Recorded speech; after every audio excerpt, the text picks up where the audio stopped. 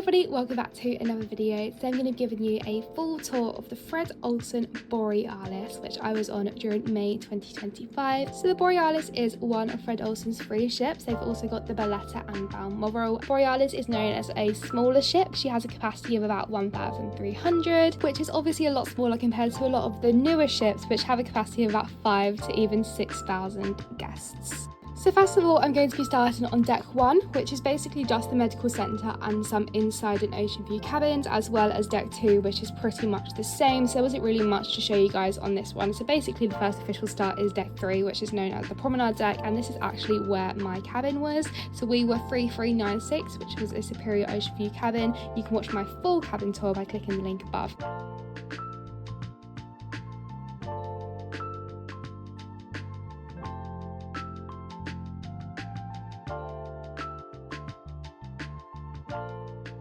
Now, I absolutely love deck 3. It's just an absolutely lovely deck. It's got the amazing promenade which goes all the way around the ship. Really great for getting a bit of walking and getting to look at the amazing views. Deck 3 is also home to the atrium area, which goes from deck 3 all the way up to deck 5. And the atrium is very traditional on Fred Olsen, but it's absolutely beautiful.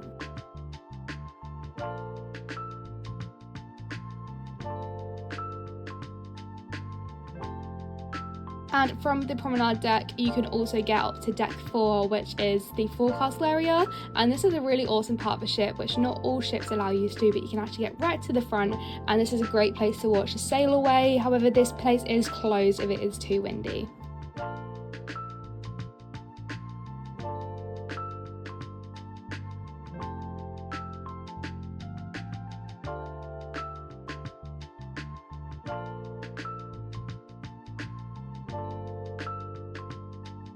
Next up is what they call the main deck, which is deck 4, and this is what I think is a bit of a guest service area. It's got your guest service, it's got destination service. It's also the bottom of the Neptune lounge, which is the really lovely lounge on the Fred Olsen ships. What I really liked about this ship is that the lounges were really relaxing and they felt a lot more homely, and they weren't like a typical theatre. So there was space to put your drink, there were really comfortable chairs, and it just had a nice lovely atmosphere to it.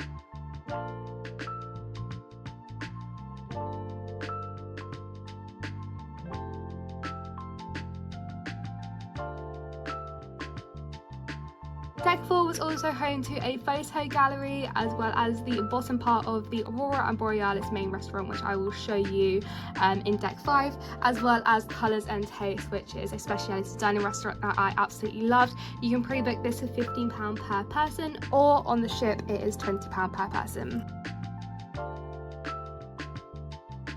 And finally, you have the auditorium, is where small kind of talks and events and workshops take place. So next up is the lounge deck, which is also known as deck 5, and this is basically the hub of the Borealis, and it's where pretty much all the lounges are, and a really great place to spend some time. As well as this, you also get the top half of the main dining restaurant, so it's an amazing, beautiful main dining restaurant, and we were actually sat at the top. Fred Olsen, you do actually have your time for your dining, so it's not freedom dining. However, we found that our 8 o'clock dining was the perfect time for food, and the food in here was absolutely amazing. I personally think that it was one of the best I've had on any cruise ship before, so let me know what you think if you've had food on Fred Olsen. You also can get food in breakfast as well as lunch. I didn't have any on lunch, but the breakfast is amazing here. I just never got up early enough to be able to have it, to be honest. And we sat right at the back of the dining room, and it had the most beautiful views of the back of the ship. So next up, you also have the Arctic room and the Indian room, which were kind of like special event rooms. And then you have the Oriental tea room. Now this is an absolutely beautiful room, and it's got its very own exclusive menu, which is lovely. I didn't actually manage to try anything, but it's definitely on my to-do list on my next Fred Olsen cruise. And it's just a really comfortable and beautiful, light, lovely lounge to be sitting in.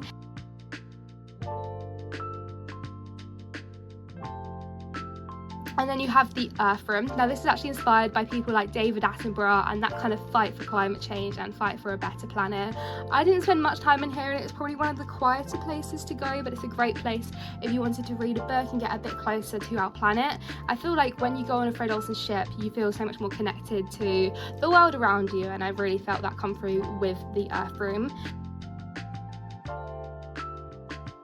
The Bookmark Cafe has got its very own exclusive coffee shop, and it's an amazing place to hang out during the day. A lot of people use this area to play games. There was puzzles, there was loads of books, there was chess, there were actual board games as well, and you can also get some amazing coffees and some chocolates from the cafe, which are so good. Highly recommend getting them.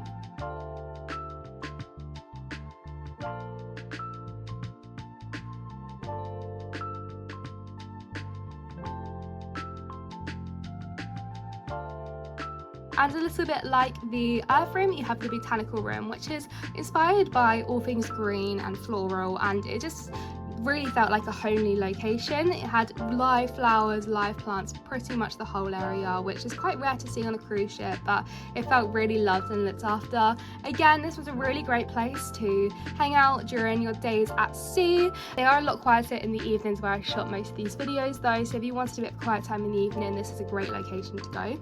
Now the Blessed Card Room was always busy with bridge games. Days at sea were just full of people playing bridge, which was really fun, and they were hosted events. So just like most cruise ships, Fred Olsen cruise ships do have a duty free. I didn't actually get anything from the duty free, however they were pretty reasonable prices. There were mix and match deals. You don't get your drink straight away, I believe you get it the night or two before your departure.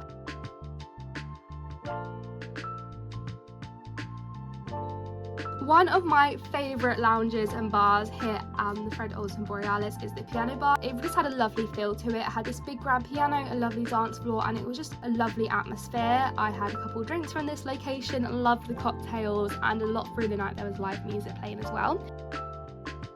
My favourite and probably my most common place to go in the evenings was the Morning Light pub and lounge. So there was a smaller pub area where there was live TV such as football, basketball and tennis, and then there was this bigger area, lounge area, which had games such as shuffleboard, which I love playing, as well as lots of seats. And this gets really busy in the evenings. There's quizzes that goes on and live music as well, so this is a great place to spend some time pretty much all day, but especially thriving in the evening, and again has some amazing drinks from this location as well.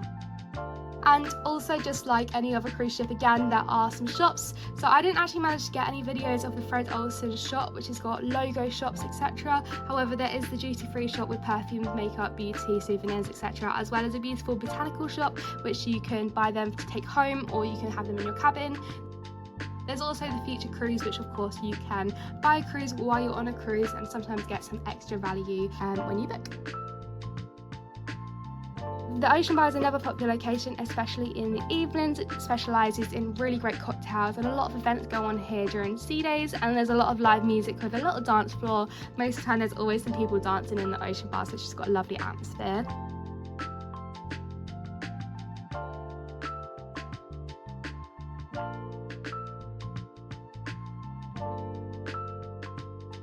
So deck 6 is also where you've got the lookout area, and this is one of my favourite places to watch the sail outs and look out for wildlife during my time going to Iceland. It just felt like a really great way to see pretty much what the bridge sees, so really awesome. And then yeah, deck 7, there wasn't really much to shoot. It's the bridge deck, it's where the captain spends his time, and there's also some lovely suites here, including Fred Olsen's iconic Fred Olsen suite, which is the biggest cabin available on their ships. So deck 8 is another big central hub for socialising and events that happen on the ship, as it's called the Lido Bar. So it has the buffet, it has the gym, it has the spa, and as well as the swimming pool. So this is the lovely back area, which I thought was really nice, especially if you had some warmer weather. Now on the sister ship Belletta, this would be a pool area, so slightly different, and on Borealis it's got a nice kind of garden feel. It feels very much like your home garden. There's also a bar right here at the back that you can get some beverages, and then this leads straight into the view buffet, which is of course one of my favourite parts of a cruise ship. Now the view buffet here on Fred Olsen's Borealis is a little bit different to other cruise ships I've been on. It's a little bit smaller because there are less people, but they also actually kind of give you your meals, which I felt was actually nicer. So you can get the same amount of stuff and you can get as much of it as you want, but they dish it out for you and you serve it out, and it feels a lot more hygienic than other cruise ships, and it feels like there's much less food waste because you're not getting things unnecessarily as such. But there are things that you can pick, like cookies and bread and fruit and stuff, which I loved. We went here pretty much all the time for breakfast and lunch, and it was great. They also do an afternoon tea, and they also do a midnight supper, which takes place from, I believe, 11 to 1 a.m. I might be wrong though. We also had lunch quite a lot in the poolside cafe, which was absolutely amazing. If you get a chance to try their beef burger, oh my gosh, it's the best burger ever.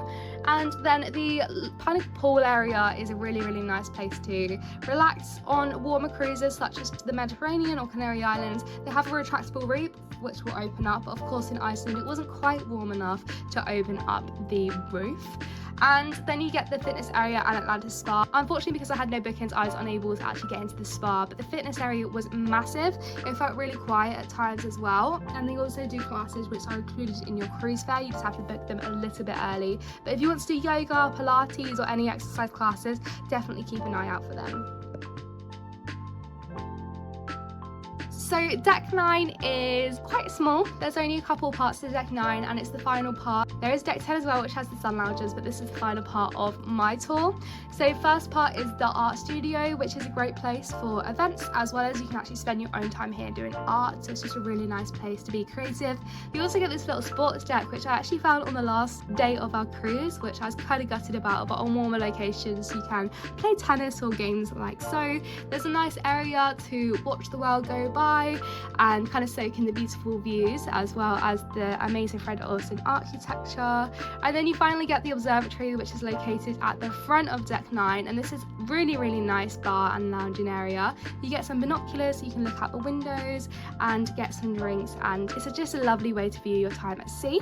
So thank you so much for watching my Fred Olsen Borealis ship tour. I hope you learned a little bit more about this ship. Give us a comment below on what your favourite part of this ship is. Thank you so much for watching. Make sure to like and subscribe.